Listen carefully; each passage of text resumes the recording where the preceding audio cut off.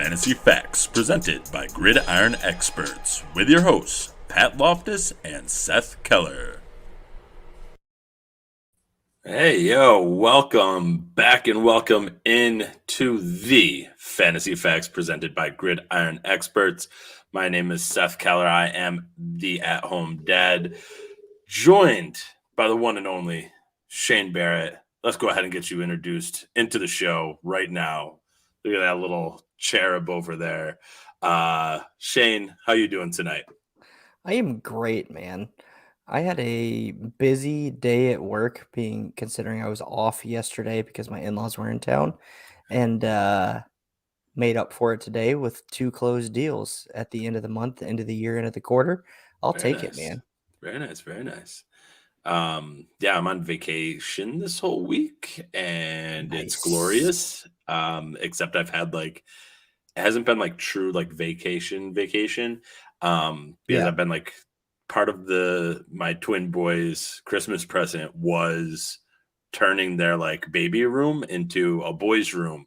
So they got like bunk beds and desks and like just like taking out all the like little baby stuff and replacing it with like, boy stuff. Yeah. So it's been great. They love it. But it hasn't been like lay on my ass and do nothing all day long vacation. Which I think I'm gonna need a vacation after this vacation to just Yeah, lay on my ass. I think that's needed. absolutely. But And they're 5, right? yeah, they're five and a Awesome. half. 5.5. Okay. Yeah, yep, 5.5. Very cool. Yeah, but good times, good times. So it is championship week. I don't know if you noticed. Championship week. Oh, Championship I week. noticed. And unless you're in one of those weird, well, it's no longer weird week 17 leagues. I guess it would be like It's weird weird week week 18. 18 leagues. But yeah. How our opening question, and let me cue up the sound real quick because it's the opening question. Ka-chow. It's time to pop one open with the opening question. Your beer totally just reminded me that I had a drop for it, so I had to like make sure I played it. But yeah, opening question is it's championship week. What do you got going on? How'd you get here? If you are here, how'd you get booted? If you got booted, tell me a little bit about your journey to championship week. Yeah, so I'm in 4 championships. All of them are dynasty. One of them is it's an only IDP league that I created. And in that league, I left Darius Leonard in my starting lineup because I was in too many leagues this year to keep up with where I needed to pull people from when Darius Leonard got COVID.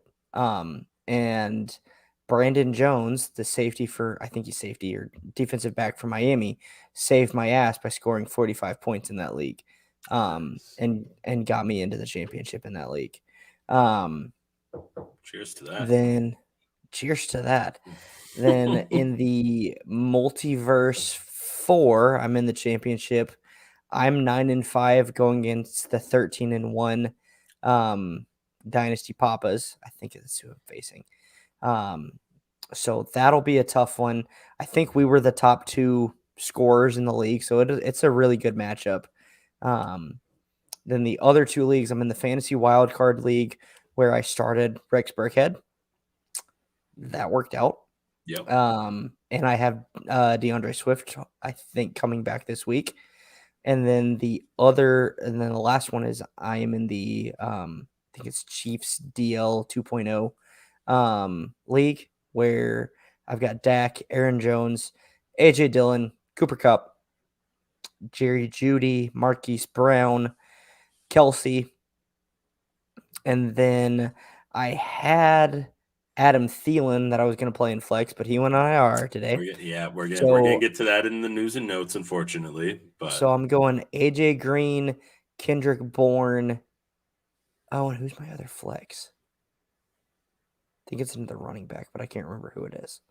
And then Ben Roethlisberger and Dak are my 2 QBs in that league. So the top 4 scorers made the semifinals in that league. So I won by like a fraction of a point to get into the finals. Very nice. Very nice. I'm projected to win by 20, but that's just because the league in this league, or the scoring in this league, is incredible. Never but trust. never Never hits it. trust projections. Yeah. So, and then my bad beat was in Multiverse 2. I played my good buddy Tindy Man, and basically everyone on my team wet the bed in that league. So I had George Kittle. I think I barely scored 111 points, and he beat me by like 50. So I started my season the same way that I ended my season, losing to my good friend Tindy Man. Yeah, well, that's like we were joking about a pre-show, but it's a steal from Chuck and Larry. It's like a circle. You start losing to them, you end losing to us. Circle.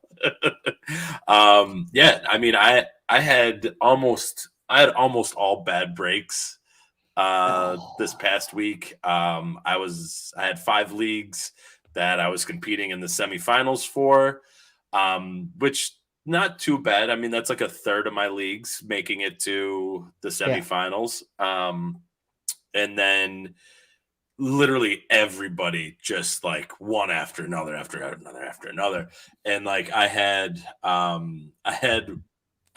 one league that I'm proud I made it to the semifinals, considering that my 2 IR spots are Derrick Henry and Christian McCaffrey, and I was still able to make it to the semifinals, and I'm hoping to escape with a 3rd place finish. Dude, that's how I feel in the fantasy wild card dynasty league. My 2 QBs all year have been Jared Goff and Teddy Bridgewater. Yeah, that's rough. So it's a 14 team super flex league though. So I've had Chubb, Swift, Justin Jefferson, Tyler Boyd, and DK Metcalf. That's been my core. And then I lucked out with Dawson Knox and Dalton Schultz. So QB, like, I waited on QB intentionally. Yeah. It ended up working out okay. But last week, I started fucking Tim Boyle and Drew Lock. And Tim Boyle had himself a day. So there you go. I mean, in this one, I think this may be my new fun way of constructing a league. So it's only a 10-teamer. And I know what most people say. They're like, oh, 10-teamers are so easy. Well, they're not. They're not, but we also upped the stakes on it. It's a dynasty league. You must start 2 quarterbacks. You must start 1, 2, 3 running backs. You must start 1, 2, 3, 4 wide receivers. You must start 2 tight ends. And then you have 1, 2, 3, 4, 5 flex spots. So your starting roster is, what is that, 7, 9? Your starting 16, roster is like 14? 15 people. 2 quarterbacks, 2 tight ends, that's 4. 4 wide receivers, that's 8. 5 flexes, that's 13. And when I say 3 running backs, 16, right? Got that right? 16. So you're starting 16 players. So you're starting 160 players a week. Whereas in like even a 12-team 10 roster, 10-player roster, you're not starting as many players in a 12-team 10, like, your typical 2 running back, 2 wide receivers, and a flex. Are you ready for my dick move as a commissioner? I created a league last offseason. 2 QB, 3 running back, 4 wide receiver, 2 tight end, 2 flex, 1 kicker, I think 4 D linemen, 4 linebacker, 4 DB, and 2 IDP flex is the starting lineup. That's a lot of players. Yeah. I think it ended up being 14 on both sides of the ball. Yeah, it's probably my favorite league, honestly, because of how deep it is on both sides of the ball. Yeah, it definitely gets interesting. And I'm just going to do one quick goddamn the Saints and Dolphins. I literally had 2 leagues that I was like, all right, if the Dolphins shit the bed, then I win because I'm starting the Saints defense against Jalen Waddle and Marquez Callaway, but I'm up 20-something points. So if Miami sucks, I'll be able to win.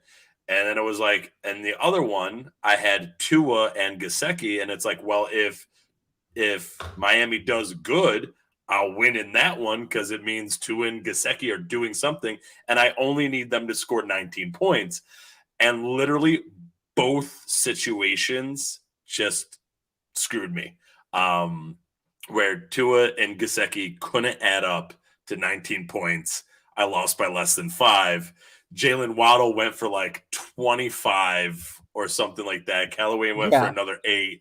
The Saints D was decent for a defense in this league and got like 6 or 8 points, which isn't terrible.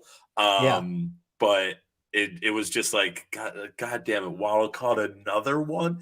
What is he up to right now? He has 7 in the first half. Damn it, Waddle. And how does Tua have no points? Oh, because it was like 7 passes for like 15 yards. Jeez.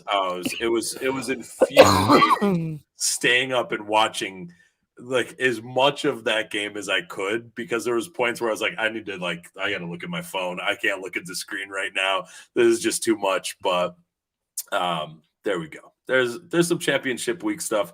We're gonna be talking a lot more about it in a little bit.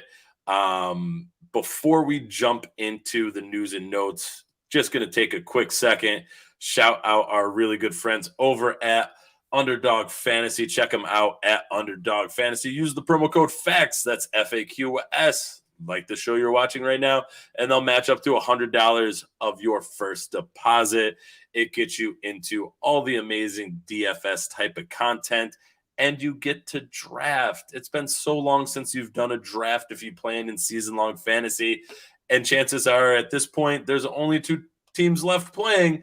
So you might as well get into that DFS mindset.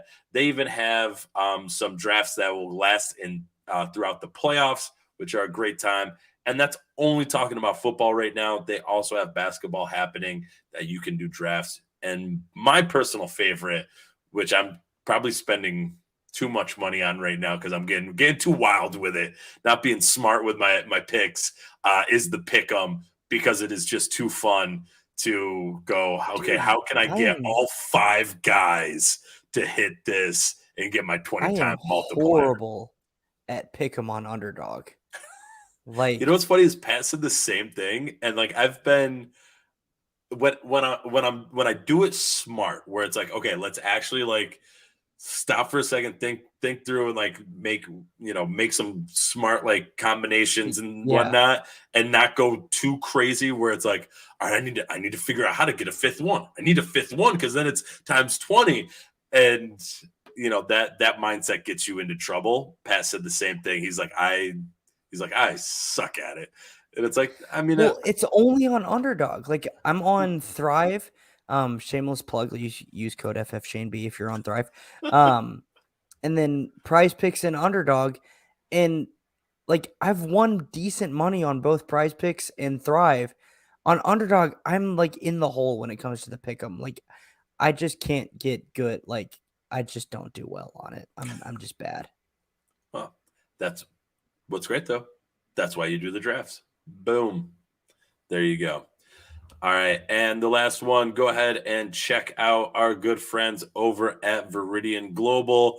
I don't know about you, but I needed some fresh gear for the holidays and was able to get some from our good friends over at Viridian Global. And the best part is, if you use the promo code FAQS, again, that's FAQS, at checkout, you can save yourself 10% at checkout.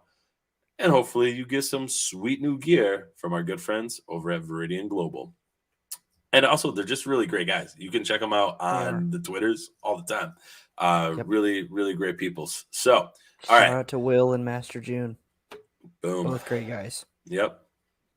All right. Let's jump into some news and notes then. Boom shakalaka. Where'd my show sheet go? There we go. All right, here we go. I don't know, but I have one for you. Since you're struggling to find that.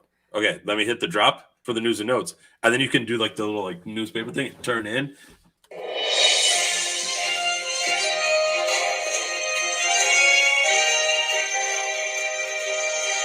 Fresh Fantasy Facts News Desk. Bah! To Shane in the field. DeAndre Swift had a full practice today, meaning that he will hopefully, please for the love of God, return after a 4-game absence from his AC joint sprain in his shoulder. Seth, I'm going to throw it back to you. So fun fact, I was looking at Swift and comparing Swift and Gibson because Gibson has a new injury tag. To his toe or is it his calf? No, so those have been there, and now he has his hip being listed. So I believe he's hit just about every body part in the lower anatomy, which is really important towards running as a running back. And, you know, what I found really interesting, and I was like, I was going over to fantasy data, looking at the PPR kind of season-long leaders, right, as we typically do, just to get a mindset, right, of where people are falling. And I was looking at Swift and Gibson, right? And so let's play a quick little game. Who has more PPR points on the season? I'm gonna cheat because I have Gibson up. I want to say it's Gibson, actually. It is Gibson. Gibson is currently PPR back number 10. Yeah, that's what I've got. How far below do you think DeAndre Swift is? I want to say he is in the 16 to 18 range, maybe 22. Are you cheating again? Because he's exactly 16. I have him in. So earlier when we were talking about the Chiefs DL Dynasty League that I'm in the championship in, I have Gibson. In the fantasy wild card, I have Swift. So I keep track of those and have like Rain Man memory. That's what my dad has always called me, is Rain Man. So I remember random numbers and facts like that. That's why I feel like I'm good at fantasy. Fun fact. Oh, how nice. So Gibson is in 10. Swift is in 16. Swift has played in only 11 games to Antonio Gibson's 15. Who has more 20-point games in PPR? I would imagine that it's Swift. It is Swift. Because mathematically, like if he's RB16 but has played 5 less games, he's got to have higher 20-point games. So Swift has 5 20-point games so far. Gibson only has 4.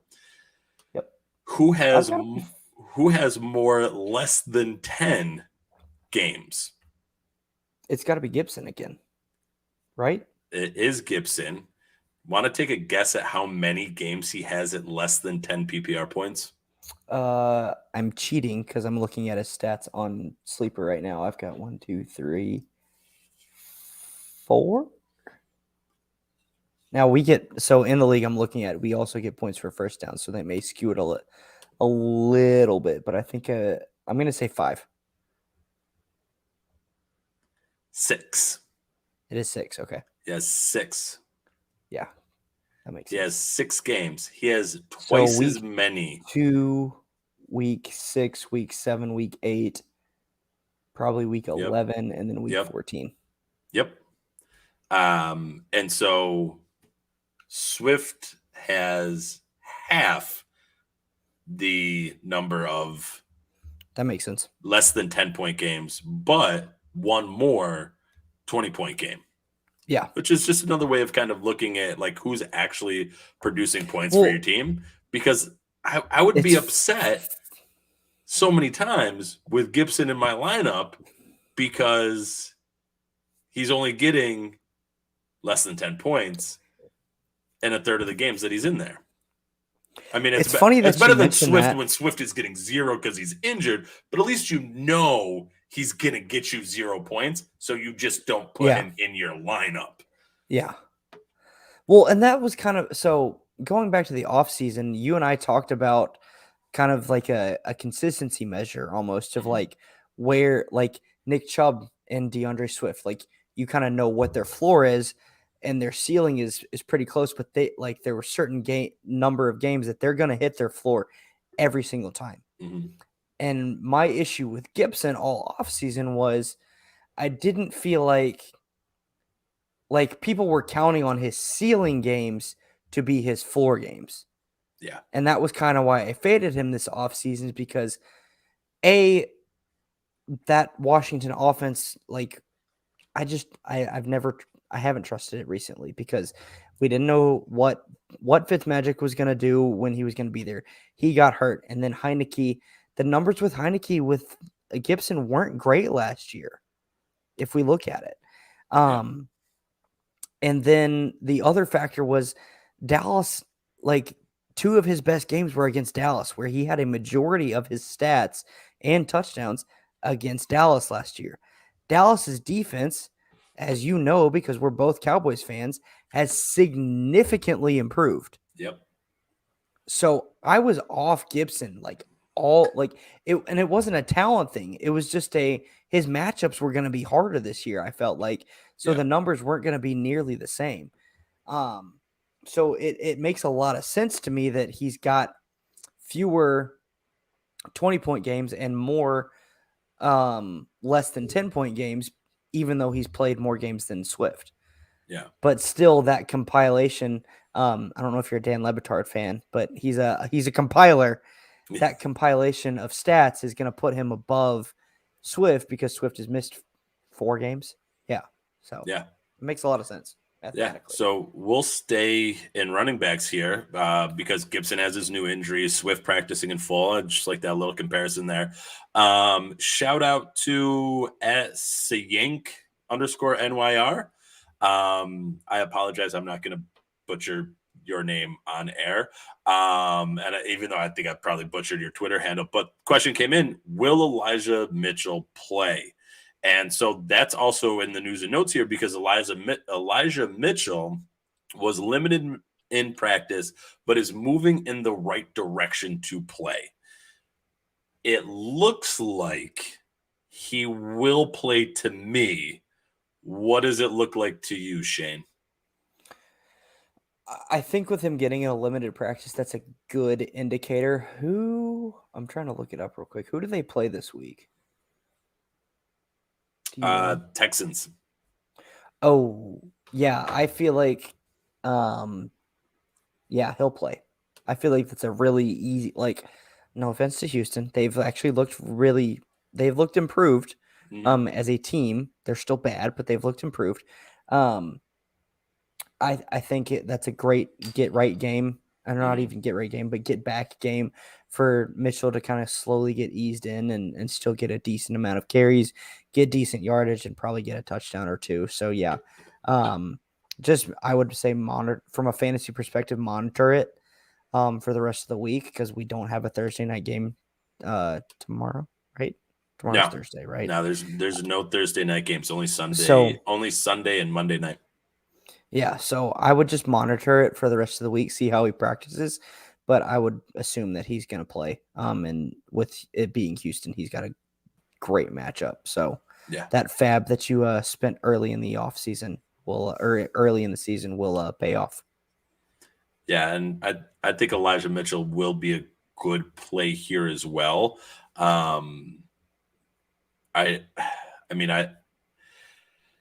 Again, not to knock Houston because they've had some surprise games here recently, but they're still a bad team, right? And so the 49ers should make light work of them. What you're hoping for is Elijah Mitchell is able to put in work in the first 3 quarters and then essentially can rest the fourth quarter, and he's already got you your points in those first 3, because chances are the 49ers are going to roll the Texans. I don't see it being that competitive of a game, but who knows? We may get another upset here with the Texans. I don't see it. I don't think it's likely. But I think Elijah Mitchell having a 20-point game, like he had a 16 carries, 27-point game coming off of 100 his last yards, injury. 1 touchdown. That's my prediction for Elijah Mitchell if he plays. I like that. I think that's a pretty good prediction, because it's not overestimating his volume, because I think you're still going to get a few touches kind of, snagged away Hasty, from Jeff Wilson, hell, even Debo and Ayuk. Yeah. So I think I'd say that's probably a pretty safe maybe 2 to 3 right catches there for another 15 to 30 yards. Yep. And so the second half of that question is Rashad Penny a start? Yes. They're playing Detroit. Absolutely start Rashad Penny. Yeah. I mean, Penny's like first, I don't know, I guess his first real game was against San Francisco, where he had 10 carries in week 13. But his first like real role was in week 14. He had 16 carries, 137 yards, 2 touchdowns, 1 reception for 1 yard, had a 25. And actually I don't think I switched it over. That was in standard. In PPR, he had a 26.8 week. And then he followed it up with a 6 that was week 14, week. Right? Yeah. And then he followed it up with a 6-point week against the Rams, but then bounced back with a 19.5-point week against Chicago. The trend I'm seeing is against shit teams like Houston, Chicago, and probably Detroit. The Lions, even though they had a few surprises in there where they were like, oh, let's beat Arizona. Why not? The Lions could win. Yeah. Especially against the Cards. Whatever. I think he's a start as well. I think his matchup here is what's going to be good. I do not trust the Seahawks at all, though. This is a game with like betting. Like I might throw some money at the Lions to win. Yeah. Just as like a way to boost odds for something else. Just because I don't trust the Seahawks. Like they're not a very good football team either. They're better than the Lions, but they're still not a very good football team. So I don't trust them, but I think you can trust, again, like 15 carries out of Penny and maybe another 100 yards and another score. I think that's, again, and that's similar. I gave him 1 less carry than what you gave Elijah Mitchell. But no, I was laughing at our buddy Jay Christensen, member of the collective, said I'm basically drinking Mick Ultra, and that's basically water. He just replied on Twitter. But all beer is good beer. Don't be a beer snob. To your point, though, since he's been back in the San Francisco game, he had 41% snap share, 57% snap share, 42% snap share, and then 54% snap share. 10 carries, 16 carries, 11 carries, 17 carries. In the games where he had more than 11 carries, he's had 137 and 135 yards, 1 touchdown and 2 touchdowns in each game. Yeah. Detroit, like, it's a cakewalk. Like, they are one of the worst teams against the run. I imagine him getting probably 15 carries, I think is what you said too, right? Mm-hmm. I'd be shocked if he didn't break 100 yards and score at least 1 touchdown. Yeah. The Lions are 6th in half-point PPR, according to my assemblage of information off of Fantasy Pros. So they are giving up a lot to the running back. But this is also why I think Swift is so good too. The Seahawks are actually 3rd in giving up points to the running back. So this could actually DeAndre Swift. That's why if DeAndre Swift plays, I'm like, get him in my lineup. Like, he's a great DFS play too. Yeah, this could be a great flashback to, what was it, week 1, I think it was, where it was like Lions and San Fran, and they had like the two teams had like 4 rushers, and I think Debo even got like a rushing score in there. But there was like 4 rushers that had decent fantasy days because like just neither team decided to stop the run. I think that was the game where Swift and Jamal Williams, I think they shared having over 100 yards in that game. No, they were both top 4 running backs, I think. I think Swift was RB2 and Jamal Williams was RB4. Yeah. So Penny is a start as well. So thank you for the question. Keep them coming. And then back to news and notes. CH has a collarbone issue. He's expected to miss at least 1 week, which means he's outside of the fantasy final. So we're not going to talk anymore about it, unless you want Pick up Derek Gore if you're feeling frisky. I've done that in the past. It didn't turn out so well. They've got a decent matchup though, if I remember correctly, this week. So I don't hate it this week. If you're desperate, like if you are the CEH owner and you don't have Darrell Williams, Derek Gore's not a horrible pickup this week. Yeah, they play the Bengals. Which the Bengals are, they're 25th in terms of allowing points to the running back. So they're actually a decent defense in stopping the run. And the Bengals is another team that is actually like a much improved defense. But they still have games where they're allowing people to run all over them. But if the Bengals can do what the Bengals did last week, or what they've been doing in terms of establishing the run with Joe Mixon, you could see them, and that's probably a bit of like air quotey for establishing the run, but whatever. That game could be a game that's, is it a shootout? Is it a game where the Bengals try and run the clock and keep the ball out of Pat Mahomes' hands? So I've done the Derek Gore dance already, and I was not happy with the outcome, but there's always fun there to be had. All right. James Conner, another big time name, picked up a lot of points due to injury for Chase Edmonds. Will be a game time decision. He's missed a couple weeks already. Chase Edmonds filled in beautifully, and filled in is probably the wrong word, but played beautifully in James Conner's absence this past week. So there may not be a rush to get James Conner back in, even though I think James Conner and Chase Edmonds pair with each other very, very well. Both of them did well early in the season where they played together. Yeah, they do. They're like fine wine and steak. Like, exactly. Chef's kiss. Yeah. Because Edmonds, even before Connor was there last year, was getting 5-6 targets a game. So he's kind of your receiving back. Connor's going to be that pound it in, and he's getting all of the touchdown work. So if for some reason Connor is out, Edmonds' value probably increases a little bit, and then maybe we see a little bit more value from Kyler. Maybe Eno Benjamin sneaks in there, but I'm not willing to waste a starting spot or a roster spot on Eno Benjamin this week. I think all the valuable touches will either go to Edmonds or to Kyler if Connor is out.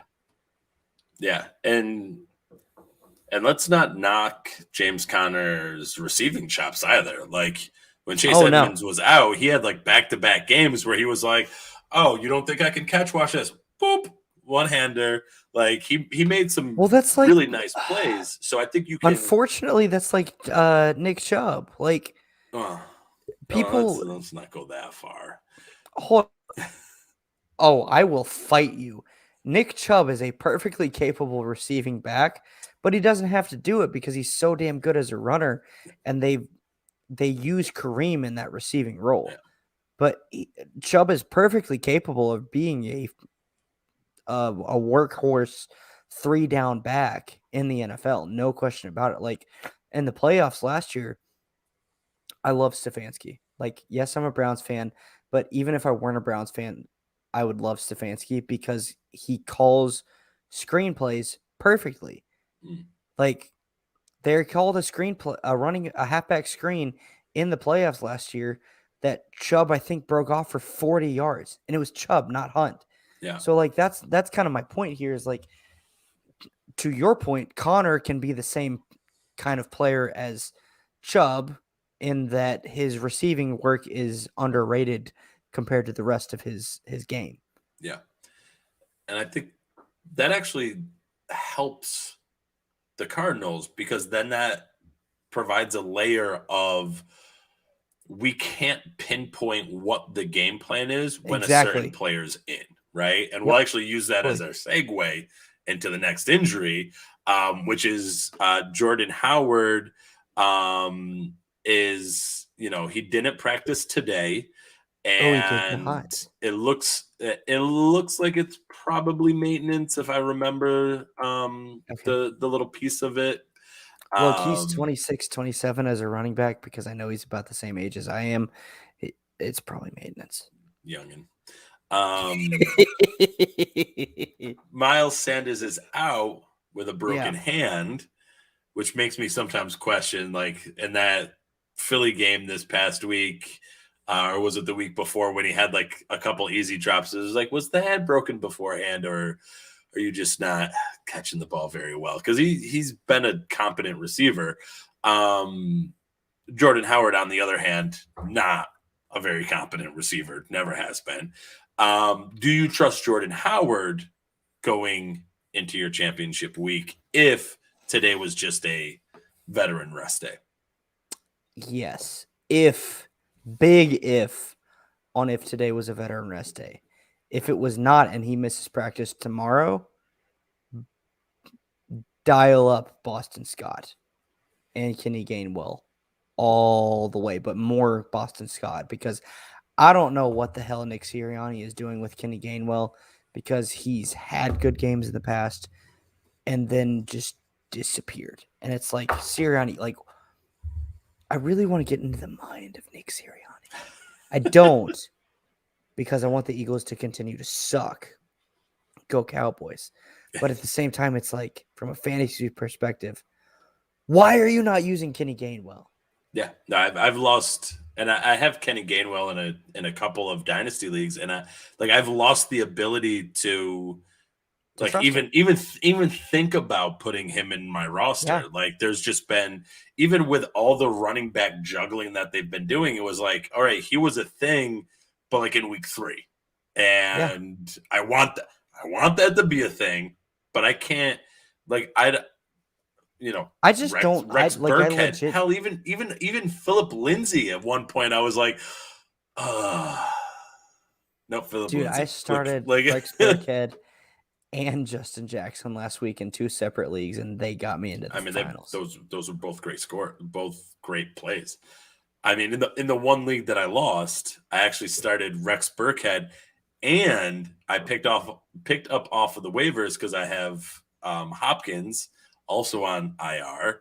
Brandon Cooks had COVID, and so I needed a wide receiver because like my wide receiver spots, I have to start 4 of them. They were getting real thin. I would have had to start like Mac Hollins, and that would have been terrible. So I ended up picking Braxton Berrios up off the waivers. I still lost, but I did get a little video of Braxton Berrios after like a 5-yard. Actually, I think it was like a 5-yard catch, and then he like ran over somebody for the first down. No, it was like a quick slant, like 7-8 yard quick slant. Got slammed by the defender, stayed and kind of like turned and fell forward for the first down, and then just got up beating his chest. And I'm like, I need to save this video And I'm just going to drop it in the chat now. I'm going to save this for when I win so that I can have the Braxton Berrios win GIF just on call. But then I didn't win. So sad face. It's on me. All right. Let's see. Where are we at now? I don't know. You've got the show sheet. Those were running backs. On to quarterbacks. Lamar Jackson was seen limping. Limited in practice, but I'm going to go with he's probably going to play because he's limited now. But the limp is definitely like curious. How bad is that limp? But he's a start if he plays, right? 100%. I don't think with the draft capital that you've probably spent on him, if you've made it through his injury to the championship and he continues to practice this week, you've got to start him. It's just, it may limit his rushing floor that he gives you. But I mean, they go up against the Rams this week too. That's what I was about to say. Or about to look up was who they play. They're home against the Rams. It's not a great matchup. It's hard to sit Lamar Jackson. Like you would need to tell me you have somebody that's like a lot better than Tim if Boyd, Matt Stafford's Jared your backup. Goff. Okay. Yeah. Matt Stafford's your backup. I might start Stafford over Lamar, depending on what his practice looks like. I would 100% start Stafford over Lamar Jackson this week. Oh, here's a fun one, and this one's gonna hurt my soul just a tiny bit. Baker Mayfield or Lamar Jackson if Lamar Jackson is hurt this week. Well, if Lamar Jackson is hurt, but playing. Ugh. Can I pass? Cleveland plays Pittsburgh. They play Pittsburgh, sure. Yeah. And it's at Pittsburgh.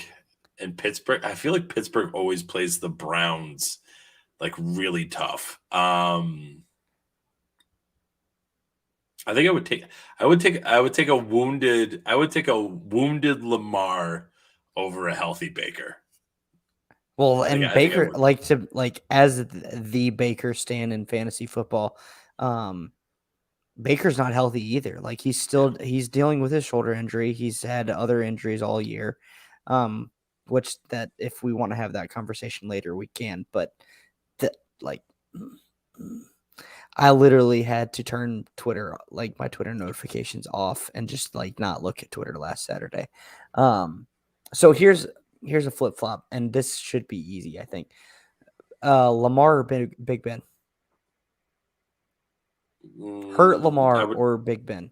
I would take a wounded Lamar over Big Ben. I think that just the upside is there.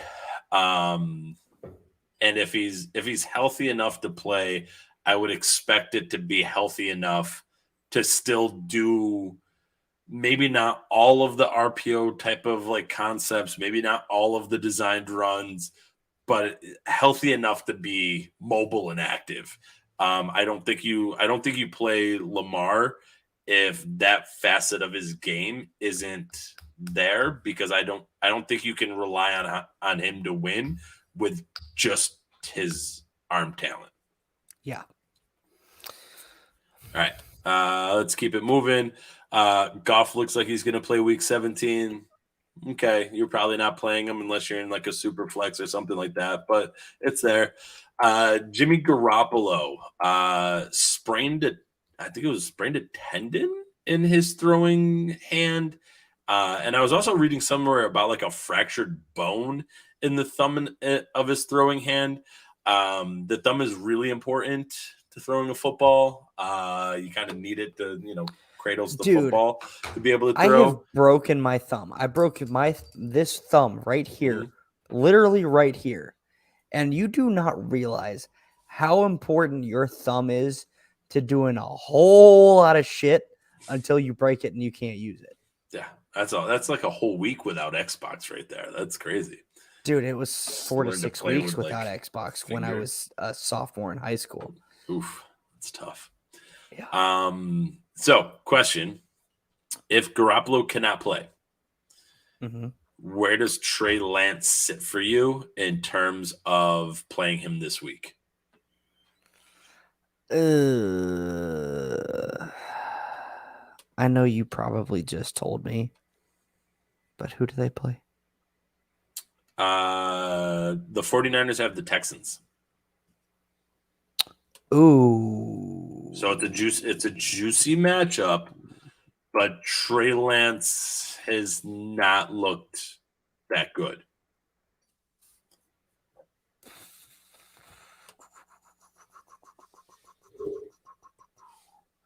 Let's play a name game real quick. That's what I was thinking also. Okay, hit me with some names, and I'll tell you if I'd start Trey Lance over them or not.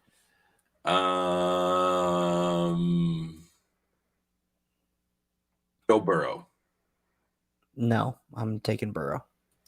Zach Wilson. It's got a juicy matchup against the Buccaneers. Give me Lance. Sam Darnold was told that he would play Week 17. Pardon my French, but fuck the Panthers. Give me Trey Lance. They're going up against the Saints, who have they're playing 3 quarterbacks. Like, legit, They're trying to pick between Sam Darnold, Cam Newton, and Phil Walker. PJ Walker. Yeah. PJ Walker. Yeah. Like, no, give me Trey Lance. The matchup is too good for me to even consider. Like, yes, the Bucs secondary has been rough this year, but they're getting more healthy. That bastard Tom Brady's going to be on another fucking Super Bowl run. Like, yeah, give me Trey Lance. Broncos quarterback Drew Lock going up against the Chargers, who are giving up the 10th most points to quarterbacks.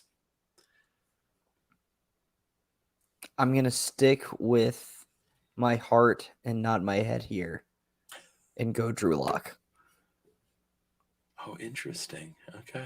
I love Drew Lock. Absolutely love that kid. I don't feel like he's gotten a fair shake as a starting quarterback in the NFL with his full, like, ensemble of weapons throughout his career. Yeah. I want to see what he's got with a decent O-line and the weapons that they have in Denver before I'm ready to rule him out. And maybe, I don't know, get him an offensive head coach instead of Vic Fangio, because who knows. Yeah. But, yeah, so give me Drew Lock over Trey Lance, but it's really, really close. I think that's the line, because I think I would start Trey Lance over Drew Lock. Just Smart because people probably would. I mean, just this matchup with the Texans, they can lean on any part of their offense to beat the Texans. They can rely on the running game. Trey Lance should be able to do like Debo coming on a jet screen, a little pop pass right to him. That all counts as receiving yardage or passing yardage for Trey Lance. I love that play in Madden, by the way. The God, what's it called now? Is it just the jet sweep pass? That's probably. I mean, it's literally I love it. Like I haven't played a Madden in a couple of years, just because I have like an old school one, so it doesn't have as much. But I won the free copy from FTN. Shout out to FTN. Cool. I won the free copy after week 1, and I've been playing it. But yeah, the jet sweep that's in front of the quarterback, so it's technically a pass. Love that play. Like, that plays perfect. That plays perfect for Debo. Perfect for Ayuk. Perfect for George Kittle. Like Mecole Hardman. Well, I know I was going with just 49ers that would help Trey Lance. Yes. But yes, Mecole Hardman, Tyreek Hill, yes. Elijah Moore, Tyreek Hill. There's so many players that play is perfect for. Sorry. Yeah. All right. And we'll actually come back to Elijah Moore right after this. Carson Wentz could clear COVID protocol Sunday morning and play. The Colts head coach just came out and said that Wentz would be the starter if he clears protocols come Sunday morning. If you're in your championship week, you should probably have a backup quarterback on hand. If you haven't gotten one already, you need to start looking right now. Maybe Trey Lance is out there. Maybe Drew Lock is out there. Maybe Tua? Fuck Tua. That's only that's only just because he was part of the reason why I'm not in 2 leagues, and that's all emotion and not head. But I mean, he does. Let's see, who are the Dolphins have?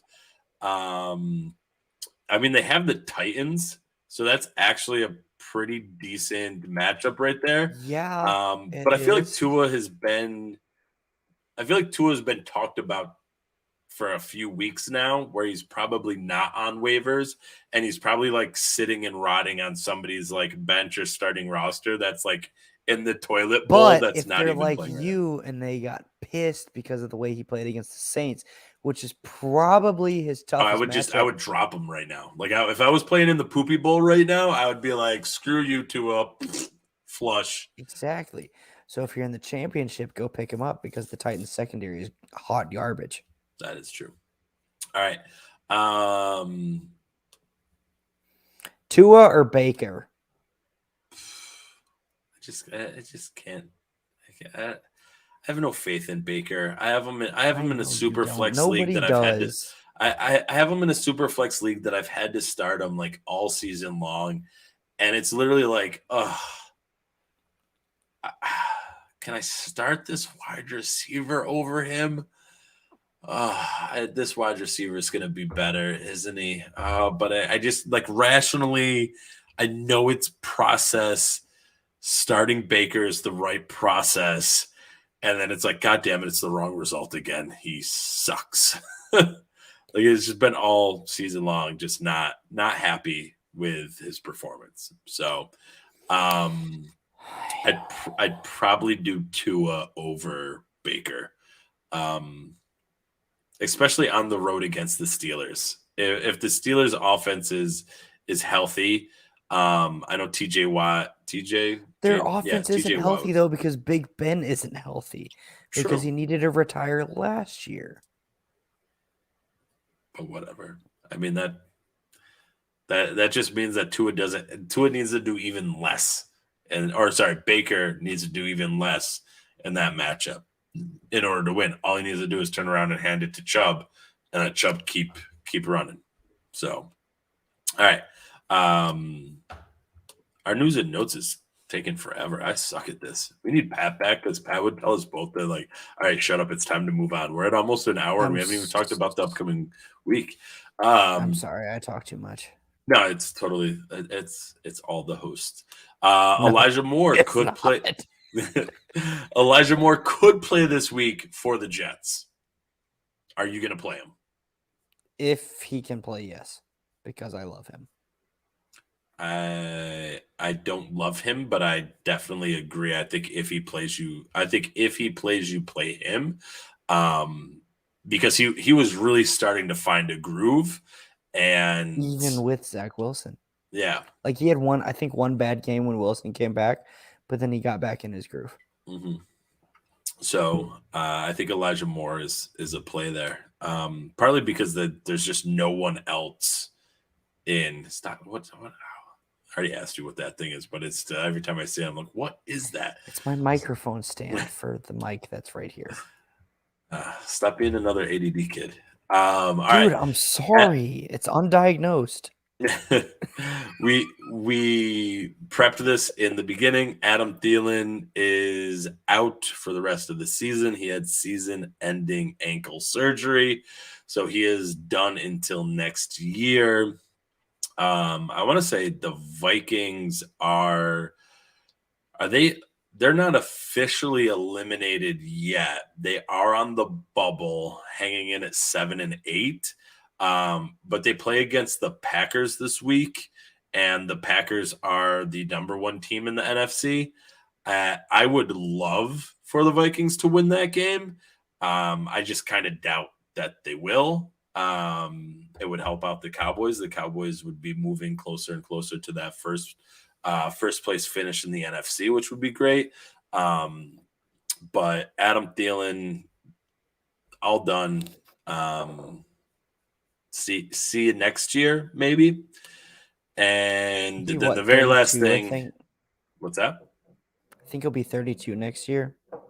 I don't know what his contract looks like with the Vikings, but I'm pretty sure he'll be 32. I'll look it up in a second. Darren Waller is on the COVID list. He could get activated in time to play for Sunday. Oh no, he's out. Yeah, Waller got put on IR today. Oh, that must have just happened after I did the show sheet, because they were just saying he could play. There's hope. No, I'm 95% sure that he's on IR and out for the season. Oh well. That one I need to look up right away, because if Waller is completely done, that's a whole new situation, and you probably shouldn't play him if he's on IR. That's just basic good information. No, if he's on IR, the only person I want in that offense is probably Hunter Renfrow, maybe Josh Jacobs. He was put on the COVID-19 reserve. Oh, not injured reserve. I thought he was put on IR. Maybe I read that notification wrong. Reserve / COVID-19 list. That's from 6 hours ago. That's what I was referring to. So there's a possibility that he could play, but that's another one to just monitor. As with all things COVID related, just monitor it, because you never know. What's nice though is you only need to get ready on Sunday. It's not true. You need to constantly know which players are going out with COVID, because that may open something up on the waivers. But if there's any week to be overly involved, it's this week, because you're going for the championship. All right. Shane, I'm going to give you one game this week that you're like, this is going to be either a great game to watch or a fantasy bonanza. Because I feel like this week you either have wow, this game's going to be great, or ew, this game's going to suck. It's going to be like doing homework in order to just watch this game. So a game that you are excited about this week. So, as most people in the fantasy industry know, I am Shane 3 teams Barrett. I have 3 favorite teams. So, I am probably going to go with the Sunday night game, Minnesota versus Green Bay. Just because it's a rivalry game. It's typically pretty competitive, even if Green Bay is dominant like they are this year at 12-3. They're usually competitive in games against Minnesota. So that's probably, and then so I'll give you 3. I'll give you Kansas. So that one, Kansas City versus Cincinnati, that's going to be amazing. That's my game of the week, because there is a possibility that the Bengals could take over first in the AFC if they beat the Chiefs, win week 18, and the Chiefs lose week 18. The Bengals would have the tiebreaker over the Chiefs, because they would have beat them in head-to-head. Okay, I lied. I'm going to give you 4 games. Assuming that the Bengals don't assuming that the Titans don't win 2 games, because they're sitting at 10 and something, 6. Okay, so I gave you Green Bay and Minnesota. Mm-hmm. Excuse me. Kansas City and Cincinnati. The other game of the week is in the NFC, Arizona and Dallas, 10-5, 11-4. That's going to be a humongous game from an NFL standpoint. Maybe not necessarily from a fantasy perspective, but from an NFL standpoint, that's a huge game. And then the other one that I think could be huge is the Rams and the Ravens.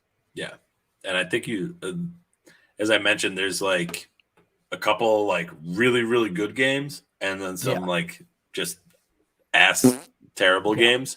Either because both teams playing are terrible or because one team is gonna like dominate, right? Like Atlanta versus the Bills at home. That Detroit versus Seattle. That's gonna be ugly. No, that game's gonna be ugly because like both teams just aren't. They're not good right now. Yeah, like Seattle Giants in Chicago should be a good game, but they're not. Giants in Chicago, not a good game. Not a good game. I mean, maybe you and start then, like Fields on the other against, perspective. No, I wouldn't even start Fields against the Giants because the Giants defense isn't the worst part of that team. Well, is Fields even healthy? Like that's the issue that we've been facing the last couple of weeks. Yeah. Is we talked about healthy? it in the news and notes that he's questionable, but seems likely. And if we didn't, it was supposed to be. So there you go. Again, terrible host. That's why Pat does this most of the time. We say co-host, but really I'm just an ass, and Pat's the one that tries to keep the show on the road. Lots of interesting games this week, either because it's NFL matchups like that Bengals Chiefs game. There's tons of fantasy potential in there. You probably have some of those players on your team if you're playing in the finals. Same thing with the Rams. Where'd it go? The Rams Ravens game. You didn't mention that one. That's one of the other few games of the week. No, you mentioned the Vikings Packers. I mentioned Vikings Packers. I mentioned Cowboys. Chiefs, You mentioned Cowboys, Arizona. Cardinals, and then I mentioned Ravens and Rams. Oh, that was your last one? You just missed it. Yeah, you listed too many. I couldn't remember them all. I know. It's because I have a hard time picking teams. There's going to be a lot. Those games are probably where your fantasy players, if you're in the finals, are playing. Or you have a few like really juicy matchups like San Fran against the Texans. Again, I want to say Seahawks against the Lions. I just can't. I don't believe it. Both defenses in that the Bucks against the Jets, bad, but both offenses in the matchup are also bad. Yeah, outside of a couple of players. Yeah. All right. Are you ready? This is my favorite part of the show, if only for this part right here.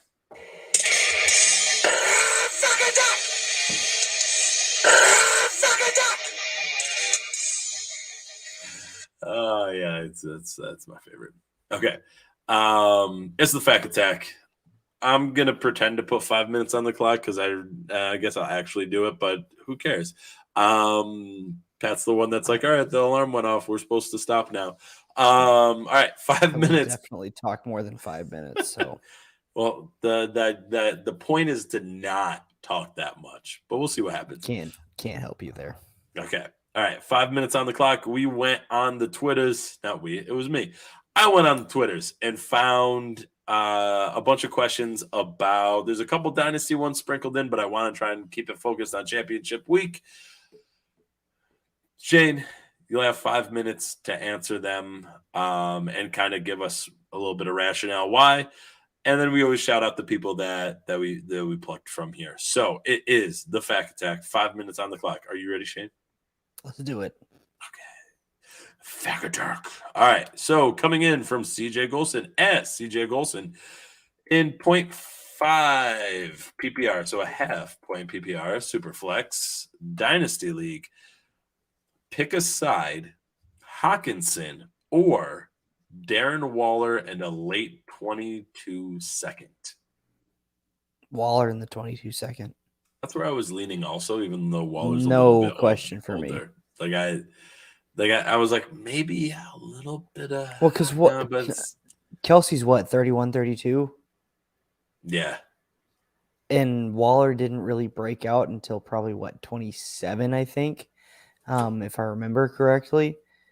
I think Waller's probably got at least 3 years left, and that 22-second on top of that, like, just kind of solidifies it for me. I love TJ Hawkinson. He's only 23. Like, he's on IR right now. He's a dynasty buy, if you ask me. But Waller, with the production that he has and him being a key focal point of that offense with a competent quarterback, you can fight me on that all day long, but Derek Carr is a competent quarterback. Give me Waller and the second over Hawkinson. And I love Hawkinson.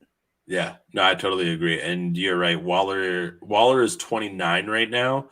And he didn't break out until 2019, which would put him at about 26-ish as well. So yeah, I definitely think Waller and the second are the way to go there. And again, I like Hawkinson also, just maybe not, I don't want to say love, but all right. On to Big B at Kuzo NFT.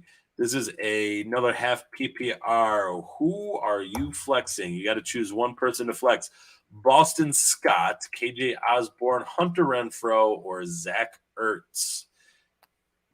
Renfrow, 100%. Yeah, I think it's Renfrow for me as well. I mean, Osborne should get a bit of an uptick with Thielen being down. The only person that I would consider outside of Renfrow is Osborne. Boston Scott, like, I like Scott with what he's done this year. And with Sanders out and Howard being limited in practice, like, he's got potential for decent upside. But the guys that I trust the most on this list are Renfrow and Osborne. No question about it. Yeah, I agree with Renfrow. All right, and from the Dynasty Lefty at the Dynasty Lefty, he made a couple trades and wants to know what we think about it at the end of his season here. A couple last season trades. It doesn't say if it's PPR, half PPR, or standard. We'll just assume PPR. Yeah, one half is Ramondre Stevenson and 2.08, which I'm not sure how they got to that one already. 12, 11, 10, 9. Oh, yeah, because they would have been the fifth place team. There you go. Yeah. So Ramondre Stevenson and 2.8, or Rashad Penny, Devin Singletary, and Darrell Williams. This is easy. This one's easy for me. And I actually like the icons on the thing really threw me off. But go ahead. This one's actually tough for me. As a CEH stan, Darrell Williams is a thorn in my side because the Chiefs continually give him valuable touches in the receiving game, and it pisses me off. Rashad Penny is on a high trending upside, I think, where we're actually finally getting to see the talent that the fantasy community has seen for a couple years now. In a game a stretch, maybe in a game a year. Yeah, well, that's the problem with Penny is his health for sure. But and then who was the third one in that one? It was Williams, Penny, and Devin Singletary. And Singletary's he's been on a tear. Yeah, give me those three running backs, I think. That is so interesting. I'm going the other way and not thinking twice about it. I think you're selling Rashad Penny, who will be 26 next year. Mm-hmm. You're not gonna be able to use him until next year. 26, and he didn't get any play until after injuries to the whole line of running backs. But he was also injured. But he's always injured. Like that. That's also 5-minute timer. Yeah, that was a 5-minute timer. We're gonna do like 2 or 3 more. Yeah, we're terrible. But like you're selling three backs that you may be able to filter into a lineup occasionally for Ramondre Stevenson, who I think is the problem with Stevenson for me is Harris. Right. And that's the one thing that I would say. But I think Stevenson is in the upward end of his trajectory, whereas I feel like all the other three running backs there are like in the middle of their trajectory. Yeah. They've already had 2-3 years. Like Penny's had like 5 years of showing us. But he's also been injured all 5 all years. the time. That's the problem. That's like Kevin White.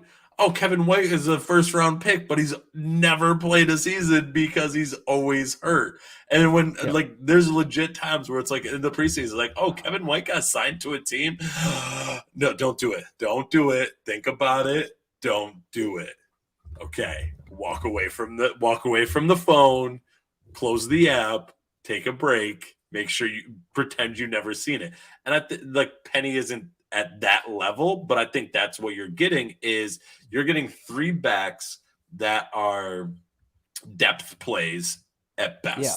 Like they're not going to be, they should not be your starting running backs. But here's my question for you is selling those 3 backs as the backup play for a rookie that could potentially fall into that same play and a second-round pick, is that worth it to you? Like, I feel like it. So here's my thoughts on that. Mm-hmm. If the second-round pick was higher than 208, let's say it was 204 even, mm-hmm. I feel like this would be an easy Ramondre in the pick side. But because it is a mid-late second, I'm not as bullish on it. Because Penny, like, Chris Carson is going to be 32, I think, next year. So Penny's got an opportunity from a dynasty perspective to be the lead back in that backfield if they don't draft somebody. If they draft somebody, it'll be in the 4th round anyway. And then you're basically, it's like Penny, Travis Homer, DJ Dallas, Chris Carson. Carson's 27 right now. He's going to be, what, shit. 32? 30? No way. He's 27 right now. When you said that, I was like, wow, I know Carson like feels old. He can't be that old. No, he's 27. Oh, sorry, Chris Carson. Yikes. But that's the thing though, right? Like I'm you know what? I'm not gonna lie.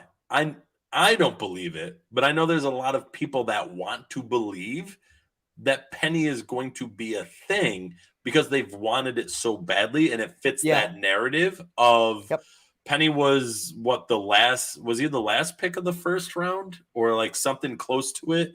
Was he that high? I don't think he was that high. I thought he was a 1st rounder, maybe a 2nd rounder. I'll have to look that one up. Google it.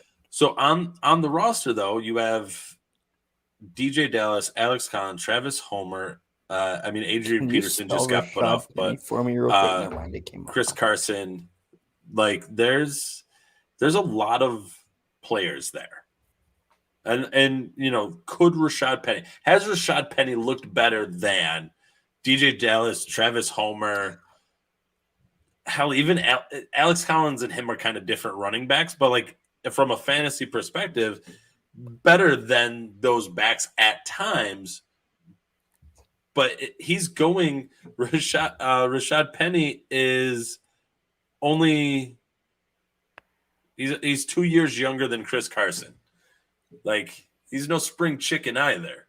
And he's just like Chris Carson. He's a spring chicken because he's only played like 6 games in his total NFL career. I'm exaggerating a bit. Yes. But he was the 27th overall pick, and my mind is blown by that. Yeah. People want him to fit a narrative that he's not fitting right now because he's been perennially hurt. And so to me, this guy's getting if he sold those 3 backs, he's getting Stevenson, who could 23 could take over a backfield, right? At least make it a 50-50 split. Right. And the 2-8. Like, yes, if it were 2-4, would it be better? Absolutely. Duh. But even with like pick 2-8, especially with this upcoming draft. Is it a Superflex league?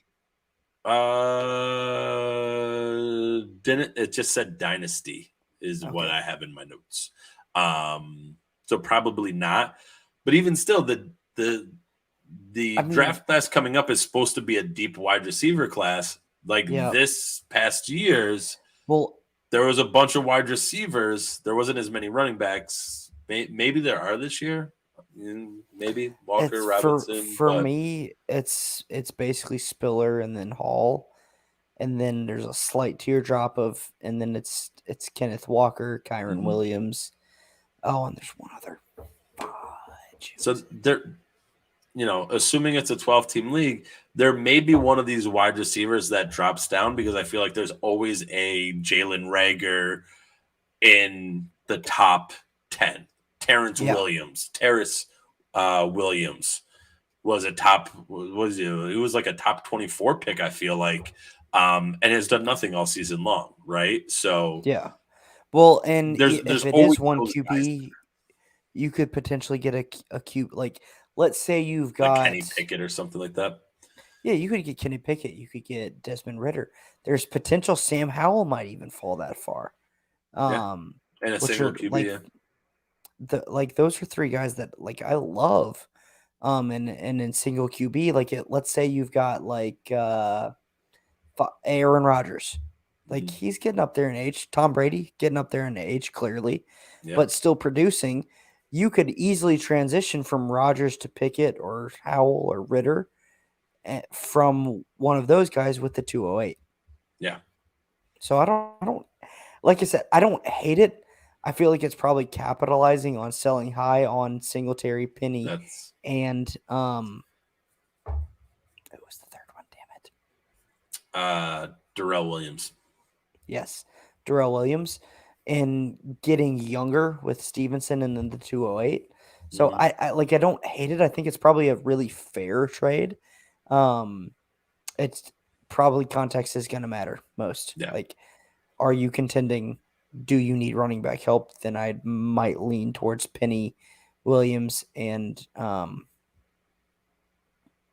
really bad at remembering these names. If this were 6 weeks ago, and you told me I was getting Penny, and maybe not 6 weeks ago because Penny wasn't really anything at 6 weeks ago, but if this were a few weeks ago, getting ready to go into the playoffs, and you told me I could sell Stevenson and the 208 for those three running backs, that would take it no question. That would flip it differently because now I'm making a playoff run, and I want this depth to be able to make that playoff run, and that completely flips the question.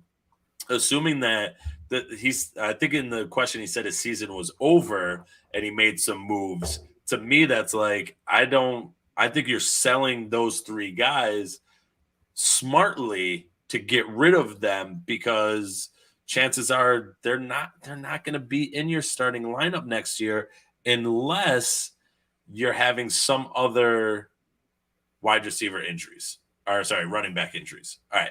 We spent way too much time on that question, but we were able to go a lot of different directions with it. All right, so these ones we're actually going to do quick. All right, from M Ochoa Macho 33 at Macho 33, Josh Jacobs or Sony Michel this week, half point PPR. Jacobs. Yeah, I think I'm going Jacobs also there, even though the Rams. With Henderson, I think Henderson went on IR or COVID. I can't remember which one, but Akers is coming back. I don't trust Sean McVay from a running back fantasy perspective. Give me Jacobs. Yeah, I really don't know if I trust the Akers coming back thing either, but yeah, I feel like Sony Michel you could easily put into that trade also because I think Sony Michel's another one that next year, what's his role? Nothing. Nothing. He's the third back on that depth chart. Yep. And same thing with Darrell Williams. Rashad Penny was the fourth back in that backfield. But that may be changing. Who knows? Craig Cameron coming in at Craig Cam 0274. PPR flex. Who are you flexing in PPR? Elijah Mitchell, MVS, Boston Scott, DJ Moore. Looked like there was a question about Elijah Mitchell, the running back in San Francisco's health. That's why he's talking about having him in as the flex. This is 1,000% DJ Moore. Over Elijah Mitchell? The running back for San Francisco? Hell yes. Really? Absolutely. I think I just lost all faith in you. Okay, so shout out to my good buddy Justin Wright from 14 Personnel. He actually tweeted out today that DJ Moore has, against the Saints and Marshawn Lattimore specifically, in the last 4 games, not scored less than 15 and has scored, I think, around 20 points in each of the last 4 games. So DJ Moore to me is a high floor and relatively high ceiling play that I'm absolutely smashing this week, no matter what. I just don't trust the 3-headed quarterback committee of Sam Darnold, Cam Newton, and PJ Walker. I think Moore would be my second pick out of this. Just assuming that he's the number 1 wide receiver there. He's healthier to me than Mitchell, and that's my train of thought there. Okay. With the stats that Justin, so I'll go and find the tweet and retweet it so people can see it if I didn't already do it. But I trust Justin in his analysis of Moore against the Saints specifically, to where I'm not necessarily worried about it. No matter who the quarterback is. With Mitchell, it's the question of health that comes into play with me, and Shanahan always plays the hot hand, if you will, role, and I can't ever trust that to where I'm going to know who's going to be the starting running back. Yeah, I hear your concerns, and like I said, DJ Moore is easily my second over MVS and Boston Scott. But I think I almost always default to the running back just because there's a safer floor built in with most running backs if you're assuming that they're going to be on a similar playing field with a wide receiver, right? If you assume a similar range of outcomes, usually the running backs have a slightly safer floor because they're just touching the ball more than a wide receiver will.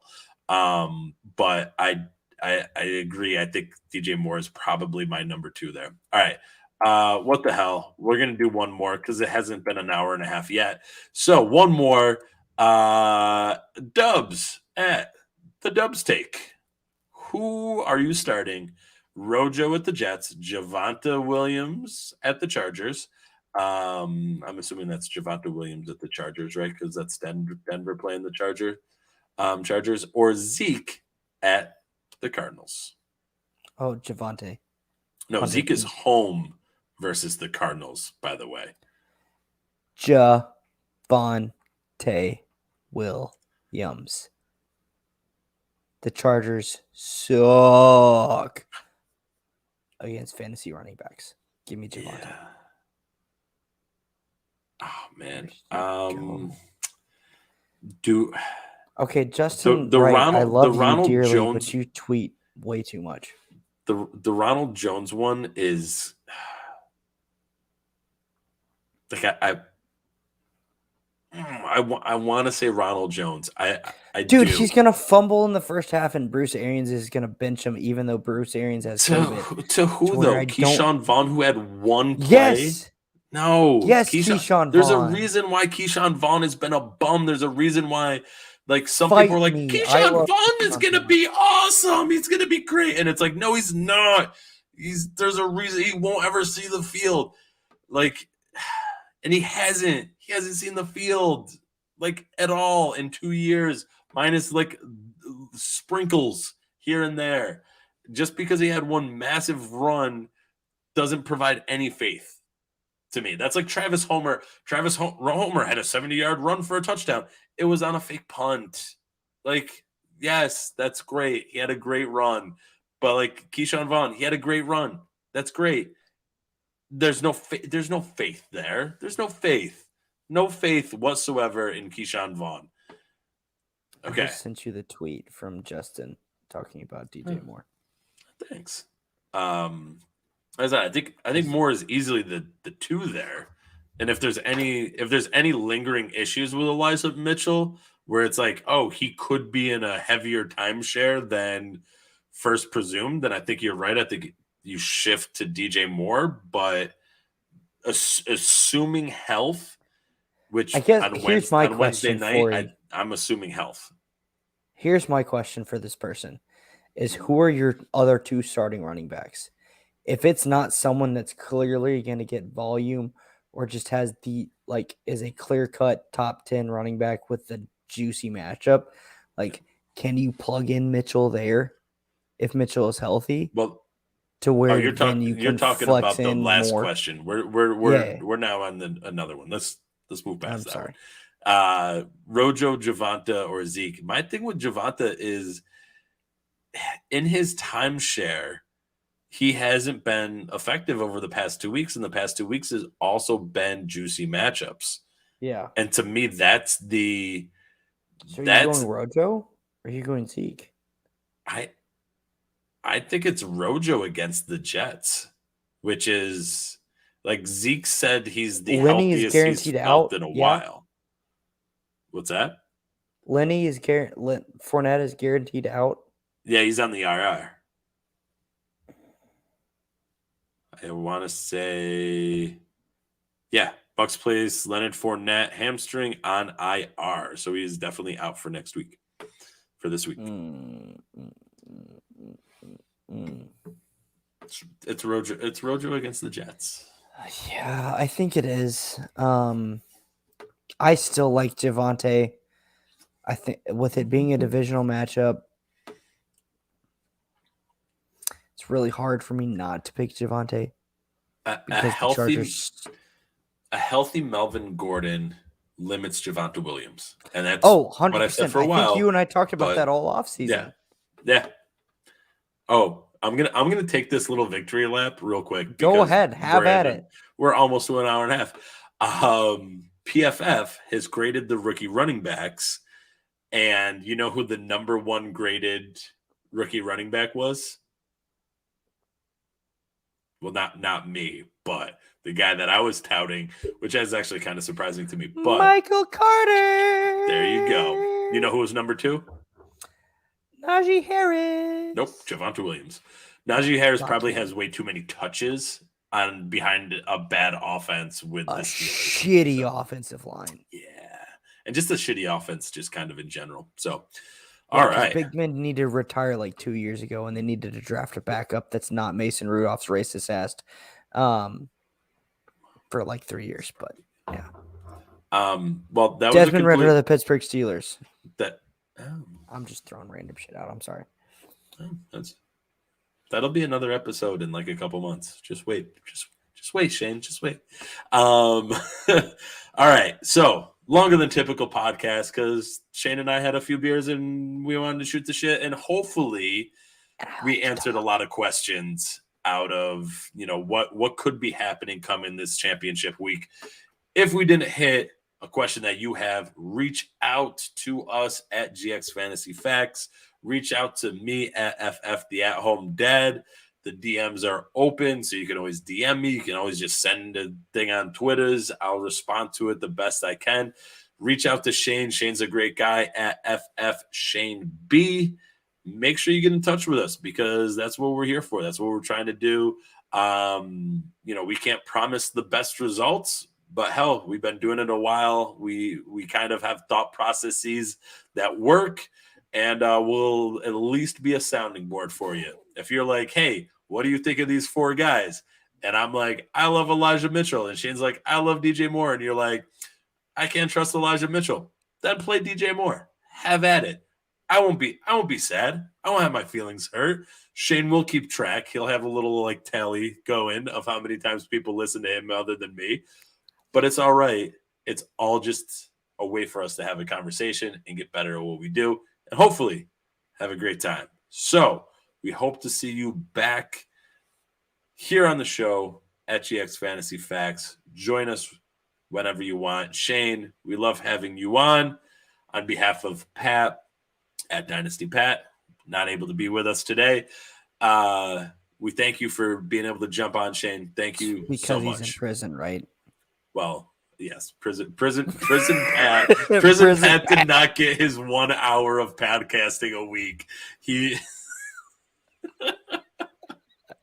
we need to somehow get him to look like Prison Mike Prison Mike from The Office. He just needs to get a purple bandana. All right. And with that, we're going to wrap the show up, ladies and gentlemen. Check us out on Twitter at GX Fantasy Fact. Check out our good friends at Underdog Fantasy. Use the promo code FACTS, FAQS. And check out our other good friends, Viridian Global. Again, use the promo code FACTS. That's FAQS. Shane is going to die momentarily from laughter. Thank you all so much. Catch you on the flip side. Peace.